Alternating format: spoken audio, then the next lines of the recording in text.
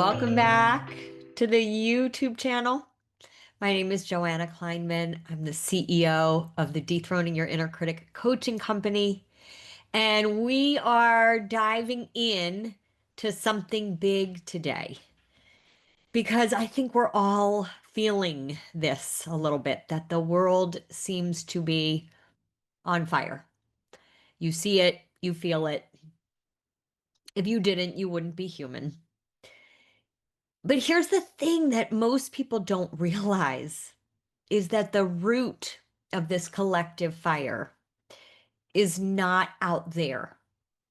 It lives within all of us. It has lived within all of us from generations upon generations of wounds, shame, fear, those false messages we've all inherited. Messages that say you're only worthy if you achieve, and that vulnerability is a weakness, and you have to dominate others and win over others, and that life is really an us versus them. So we believe that collective voice in our heads that really demands control, that voice, that's your inner critic that creates that us versus them mentality. And it convinces you that you've got to just keep pushing yourself.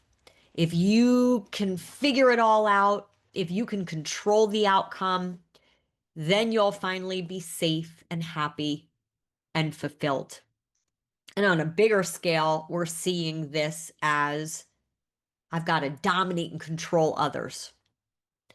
Now, the cost of this voice, whether we're talking about the masses or we're talking about our own individual lives, it certainly keeps us from having the lives that we really want to have.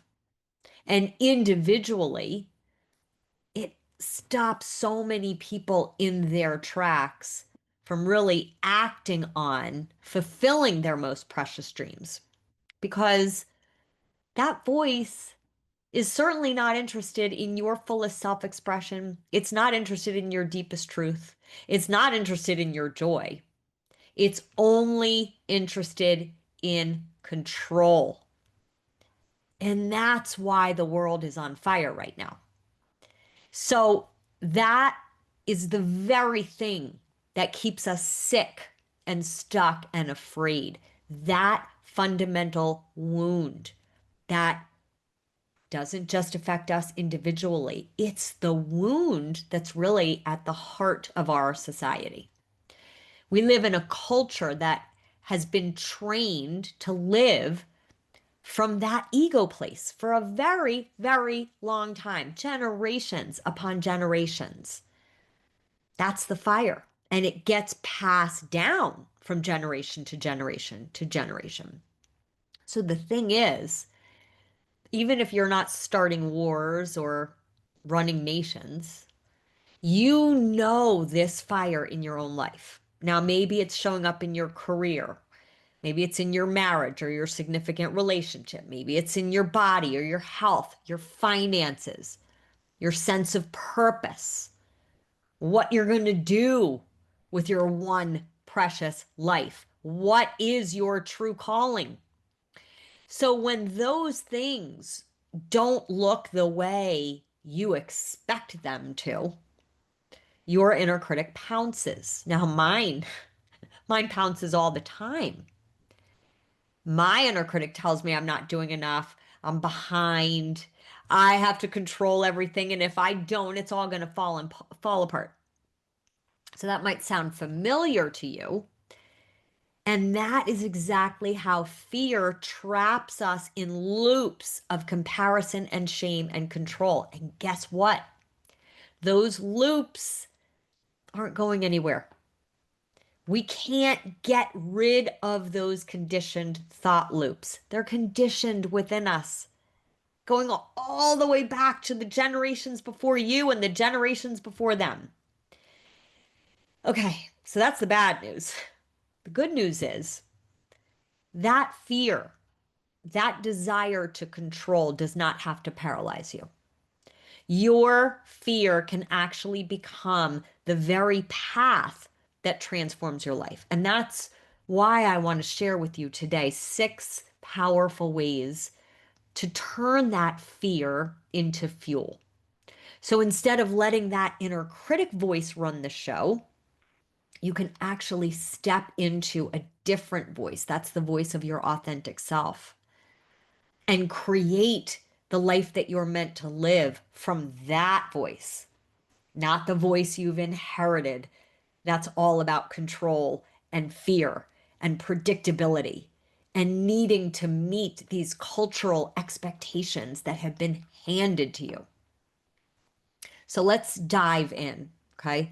The first way to use your fear as the path to your personal transformation in every important area of your life is taking action even when you feel afraid. Now, you probably heard this before, but that conditioned voice is going to keep screaming at you that you're not ready and you should wait until you are ready, until you know more, until you can be sure it's going to go the way that you want it to.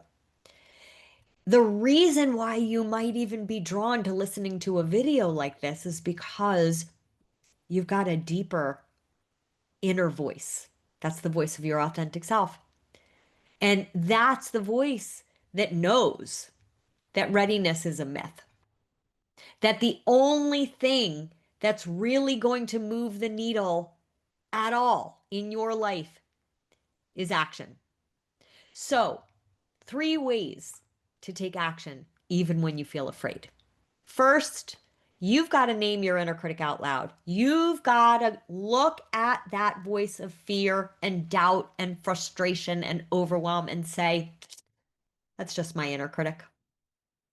And when you can be the observer of that voice, not fix it, not change it, not make it go away, sit with the inner body sensations it creates, but just name it. That's just my inner critic voice. Now you can take just one micro step.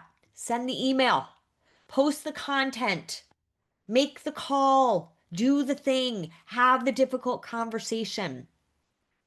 And then you can ask your authentic self, what's the smallest action I can take right now that honors who I really am?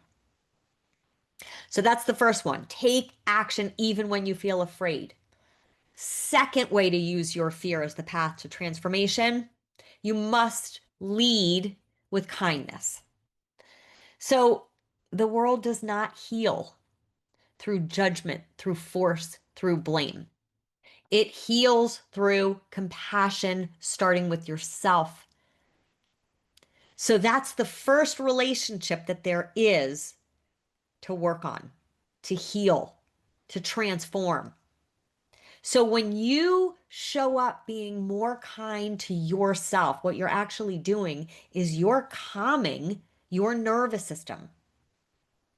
So again, 3 ways to lead with kindness. Number 1, pause when you catch yourself judging yourself and ask yourself, what's the most generous assumption I can make right now? What's the most generous narrative that I can have for myself? Second way to lead with kindness, write down one kind thought about yourself.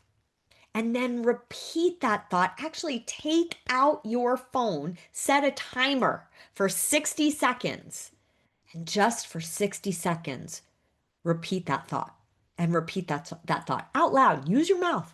Repeat that thought, repeat that thought, repeat that thought. Maybe after that thought, after that 60 seconds, maybe you want to practice another kind thought. Maybe you want to do it the next day. Have that be an ongoing practice to spend a minute repeating and rehearsing that one kind thought about yourself. The last way to lead with kindness, do one tiny act of kindness and notice how your body feels. When you're on line at Starbucks, pay for the person behind you. Just see what it feels like. When you're at the grocery store, just smile gently at somebody. Maybe say hello. Maybe give them a compliment about a piece of clothing or their hair, right? Just see what that does inside your body. Third way to use your fear for your transformation, you got to surround yourself with people who bring out the best in you because your inner critic thrives on comparison. Your authentic self gets stronger in a community that lifts you up. So, list three people in your life who actually energize you and go call them. Go make a date to spend some time with them. Get connected to them. When you start comparing yourself, ask yourself this question: what is this comparison showing me about what I want for myself? Right? So, again, your inner critic will take this comparison and use it as a judgment. When you ask, what is this comparison showing me about what I want for myself? Now you're tuning into your authentic self. Now you have the opportunity to actually get excited about what you want for yourself and what you're creating for yourself moving forward.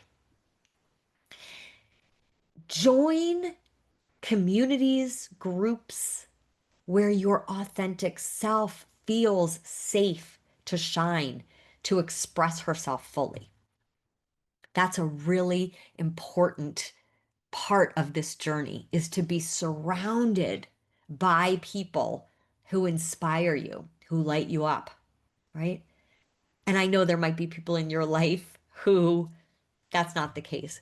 Doesn't mean you have to get rid of them. I get it. We all have people where that's not really part of our relationship with them. Find people who you can shine around. Number 4, you've got to take radical responsibility because your inner critic loves to blame. It will blame you, it will blame other people, it will blame your circumstances for why your life looks the way that it does. And when you blame, whether it's yourself, somebody else, or something else, you lose your power. So, radical responsibility means that you own your internal energy, not by controlling everything. Your internal energy really starts with one thing: it's your thoughts. So if your inner critic starts spewing all of its thoughts about fear and doubt and what if, that's going to really impact your energy. Now, remember, there's this interesting way of looking at life. It's called the rule of thirds. And what it says is that 1/3 of the time in your life, you're going to feel really good. And another third of the time in your life, you're going to feel okay. And then another third, you're going to feel pretty awful. Now that's life. That's the way it goes. And your inner critic is really trying to convince you that you're supposed to feel good all of the time. When you feel meh or when you feel awful, that's a blinking red light to pay attention to your thoughts. What are the thoughts and the beliefs and the stories that are circulating in my mind that are creating my experience of myself and my life right now? That's how you can actually use that third of your life that really feels awful as your greatest teacher, as the mirror to show you what you continue to listen to and mistake for the truth. So when you blame, ask yourself, where can I reclaim my power right now? A great way to figure out how to take radical responsibility is to journal. Ask yourself the question, what choice is available to me in this chapter of my life? And just let your pen keep writing. Don't even script it or edit it or try and figure out what there is to say. Here's another thing, and you can put this on a sticky on your bathroom mirror or on the refrigerator or maybe even somewhere in your car. This is what you can write. My inner critic looks for control. My authentic self looks for possibility. Those are two very different lenses. You can't look for possibility when you're trying to control. Number 5, embody the emotions of the life you want now. Okay, here's the thing. We don't get what we want. We get who we already are. So your inner critic wants proof first. Your inner critic wants to see it, and that's when you'll feel excited. That's when you'll feel joy. That's when you'll feel possibility. That's when you'll feel alive. Your authentic self knows that the emotions you feel now are actually the portal. When you practice things like gratitude right now for who you already are, for what you've already created in your life, you are shifting your nervous system right here, right now. You are rewiring a nervous system that allows for more of what makes you feel good. So imagine one detail of your dream life. And I want you to feel it right now as though it's a done deal, like it's already on its way, like it's already happened. That's not convincing yourself of something that isn't here. That's you creating certainty in your body that you know that as long as you keep taking those actions toward it, it will come into your life. So each morning, write 3 gratitudes in the present as though they've already happened. I am so grateful that I have a business that generates all the money that I need. I am so grateful that I get the opportunity to travel the world. I am so grateful that I have the experience to work with the most magical, extraordinary clients from all over the world. Now, that's a really beautiful exercise to practice each and every morning. And then throughout the day, you can keep checking in with yourself. When you're in the energy of your inner critic, you can simply unhook yourself and shift into the energy of your authentic self. Finally, number 6, you are not who you think you are. You are who you practice being. So your inner critic narrates rehearsed fear, worry, worst case scenarios. That hijacks your brain. That hijacks your nervous system. When you name what it is, you have the opportunity to separate yourself from it and return to your authentic self. So when your worry is spinning, you thank your inner critic. Because, by the way, that inner critic worry, that's just trying to keep you safe. So you can actually thank your inner critic and say, I know you're trying to keep me safe. I'm choosing my authentic self now. I'm choosing to take actions from the space of my authentic self. Anchor in a ritual every day. It could be to step outside and look at the sky. It could be to play one song. It could be to take 5 deep breaths. It doesn't have to be anything huge, just something that anchors you and gets you centered and balanced.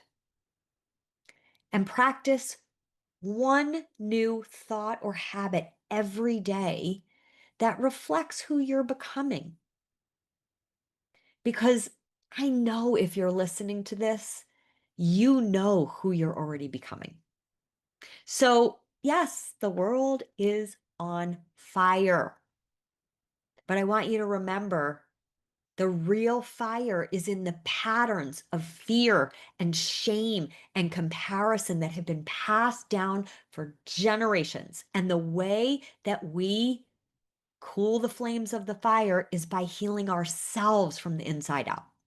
So these 6 practices, taking action, leading with kindness, surrounding yourself with the right people, taking radical responsibility, embodying the emotions of the life you want, and practicing who you choose to become. Those 6 actions are how we stop fueling the fire and start becoming the light. And Lord knows the world needs light right now. So your inner critic is always going to try to pull you back into control and avoidance, but your authentic self knows the truth. Your emotions, even the painful ones, especially the painful ones, they're here to guide you. Your purpose is here to forge you ahead. Your life is already waiting for you. So stop waiting, start practicing, heal yourself from the inside out because you don't get what you want. You get who you already are. Thank you for tuning in today. If this video resonated with you, I would be so grateful if you would subscribe to the YouTube channel and please share this video with somebody who you know needs to hear it. Thanks for tuning in today.